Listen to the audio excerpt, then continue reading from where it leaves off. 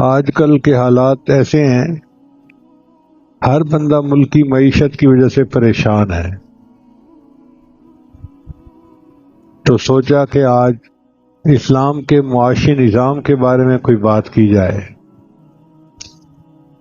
ہر انسان کے لیے رزق کمانا لازم ہے۔ شریعت نے 3 باتوں کا خیال رکھنے کا حکم دیا ہے۔ سب سے پہلی بات کہ نیت ٹھیک ہو۔ مثلا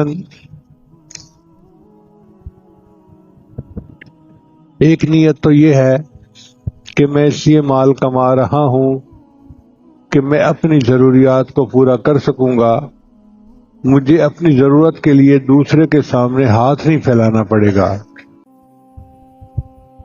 نبی اسلام نے فرمایا وَإِنَّ لِنَفْسِكَ عَلَيْكَ حَقٌّ، اور تیری جان کا بھی تیرے اوپر حق ہے۔ اس کا کیا مطلب؟ کہ تم اچھا کھانا کھاؤ، اچھا لباس پہنو، اپنے بیوی بچوں کو اچھی طرح رکھو، اللہ نے جو نعمتیں دی ہیں ان کا اظہار کرو۔